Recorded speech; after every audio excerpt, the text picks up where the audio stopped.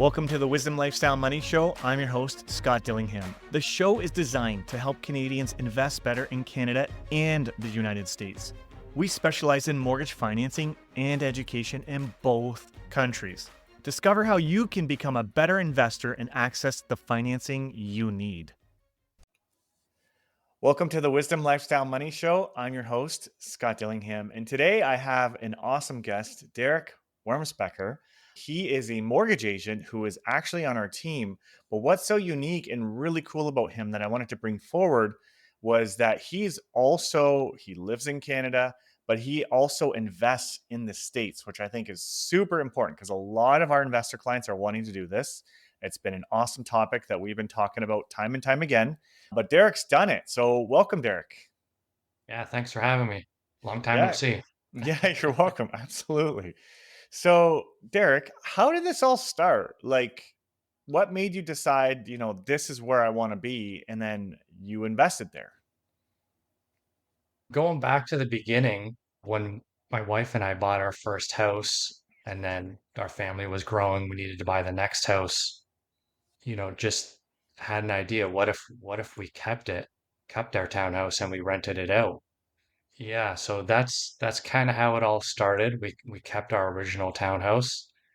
Funny story, they we were selling our house, and then the house across the street was for sale, and then the townhouse down the street was for sale.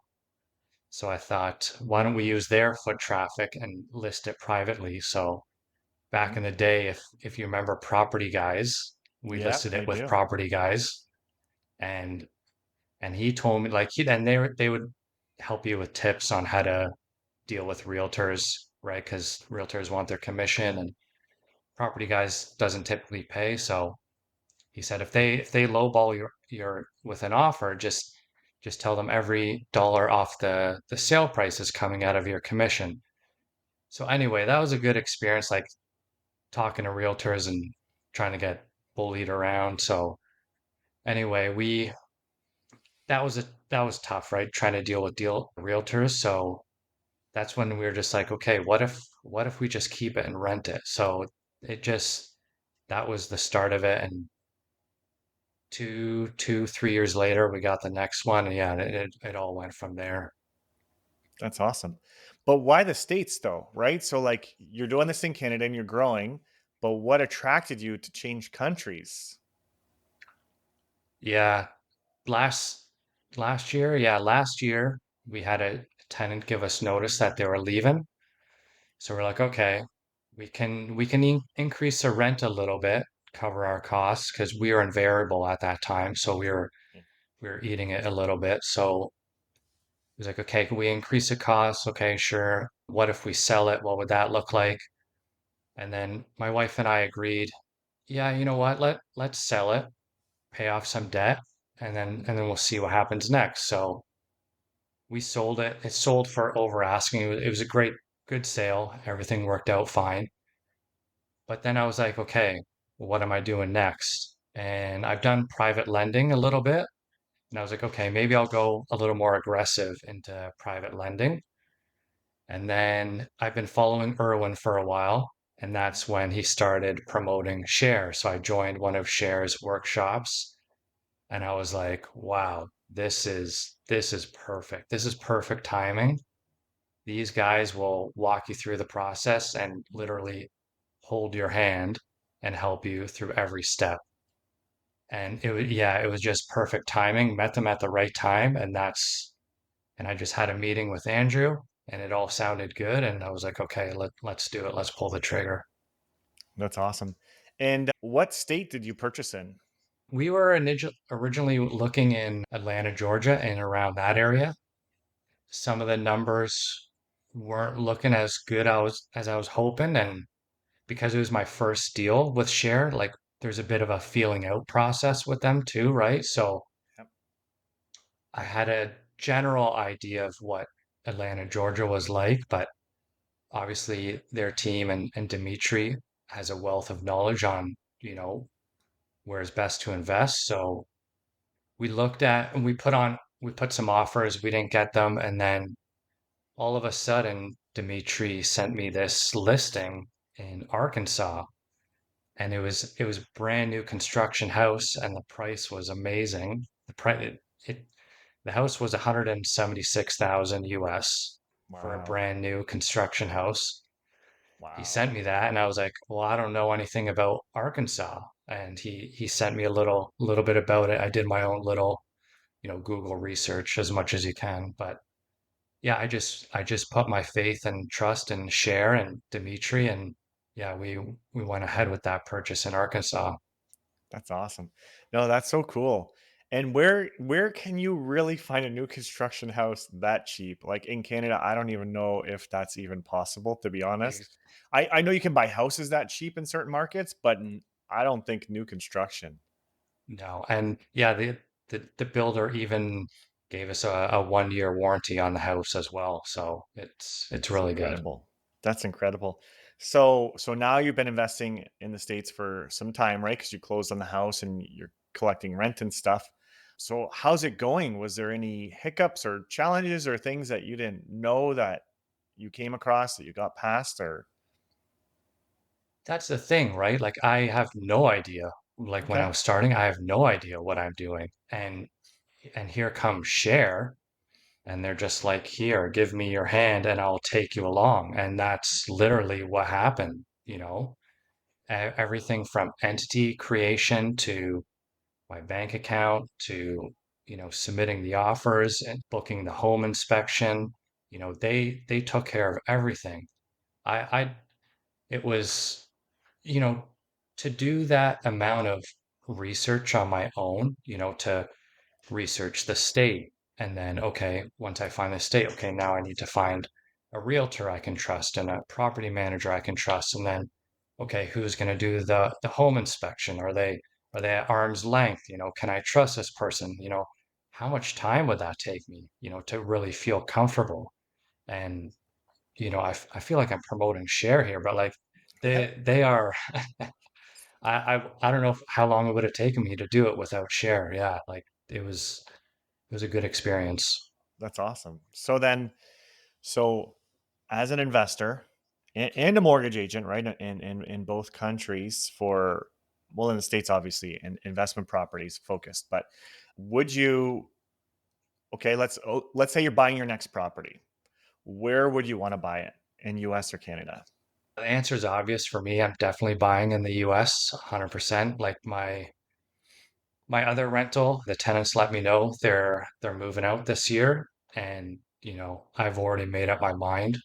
We're selling, and we're gonna redeploy that capital into the US. We're gonna buy another one. It's gonna happen this year, and probably refinance Arkansas as well this year. So yeah, we're gonna be building a portfolio in the US 100%. That's awesome. No, it's so cool. And I mean for those listening that love Canada, I do want to make it clear there's tons of different markets and there's still so much business that can be done in Canada. I don't want to get, political on here, but we have new potential candidates that are going to run the country that are saying that they're potentially going to get rid of the capital gains tax and things like that was introduced. And I think that will make Canada more competitive and right. So we have to see with the change of leadership how that really opens up the doors for investors because there's absolutely still opportunities here. But I just think that for a Canadian to know that there's more options, right? Yes, Canada is an option, and we're not saying get rid of Canada, but I think to make it clear that US does bring some added benefits. And I'd like to talk with you, Derek, about some of those benefits. I know we talk, internally on the team and we all know these things. But for somebody listening right now that's on the fence and right, they're hearing the excitement about the US, but what are some of the main advantages that you found from investing in the States beyond like the price? Because obviously that's important and that's massive, what you just discussed. But what are some of the other benefits that you see or that you found compared to investing in Ontario, let's say?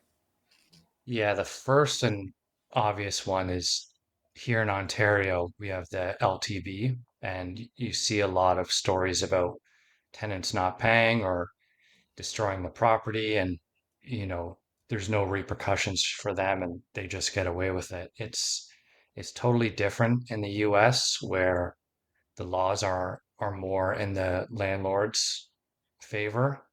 That's that's that's the first one. And the second one for me is just the capital it would take to purchase. I think right now duplexes and triplexes and garden suites are popular, but to do a conversion and to add a garden suite, how much capital do you need? And, is that cash or are you borrowing those funds? So, just if the house is financed and then the construction is financed, like how are you cash flowing? And with the states, because, you know, the cost of entry is so much smaller. Obviously, there's a conversion, but it still works out. And to talk about the conversion, like, would you rather make Canadian currency or US currency? And, I want to generate US income, and I'm doing that now. The, I'm about to reap the rewards because I'm going on vacation in the US and I have an American bank account with American cash, and I don't have to worry about the conversion now. Like I just get straight US cash, no conversion. So, yeah, landlord, capital, US currency, it's all positive in the States.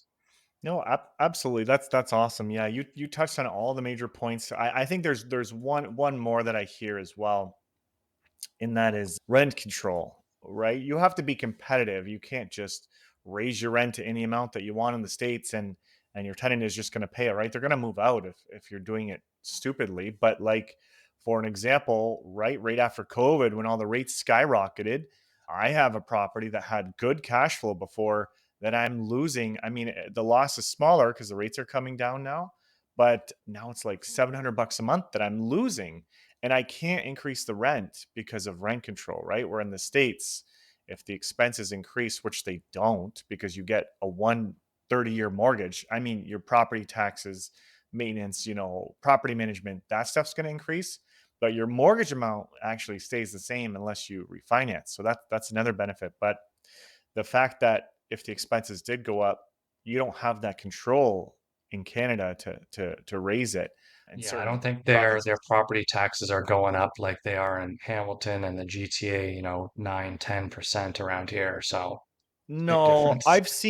but I have seen big jumps. Like I've seen like if they assessed, and I think this is important for every investor to know, but if they assess the home, say they assessed it at like 50 grand and the investor's paying 1200 in taxes, but you just purchased that property for 200, there will be a reassessment, right? And it will Yeah. go up.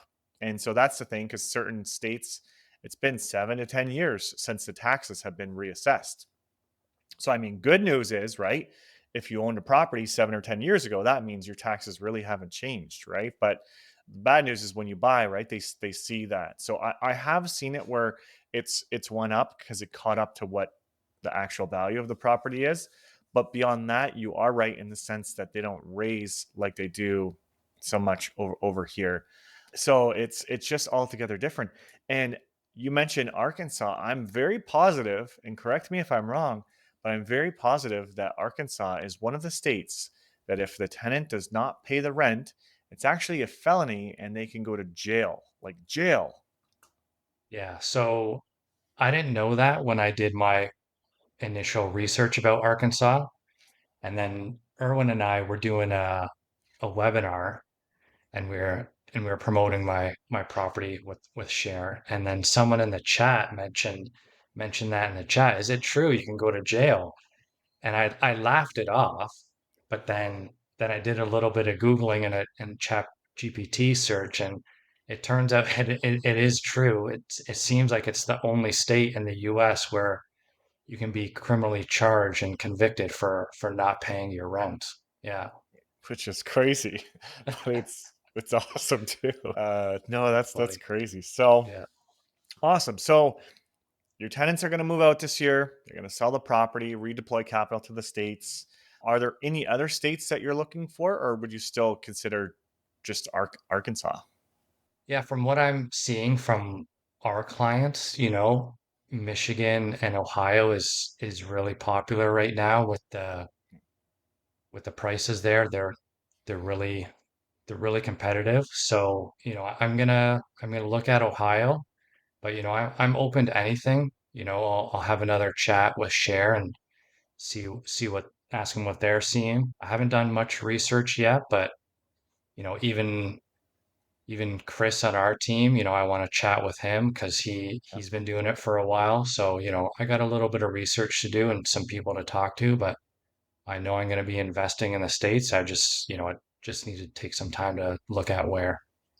Absolutely. And I think, and I do want to make this, bring this point up too, because we're talking to investors every day. Like if I were to share a screenshot of my calendar on this podcast, you'll see that there's actually more US investors that are booking on my calendar to talk than there is Canadians. So there's just a lot more excitement. I mean, they are Canadians, but they want to invest in the States versus Canada. So they're booking US strategy calls, not so much the Canadian. And the Canadian are still there. It's just there's more US. So anyways, it's a topic that we're talking about every day.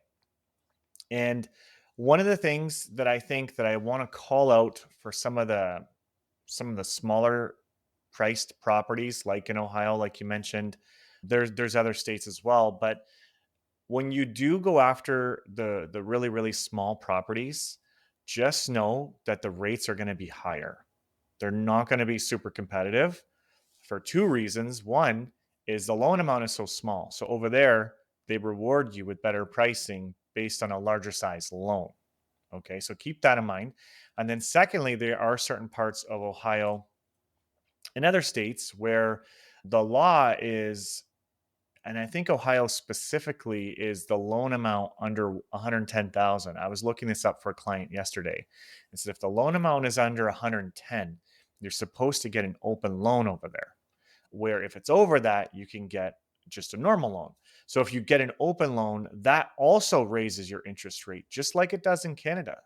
So investors love Ohio, and then they see the pricing, and it's like, whoa. So I just want to caution. So those things, I want to bring present, but then also the fact that I wouldn't recommend that an investor just buy someplace because it's cheap.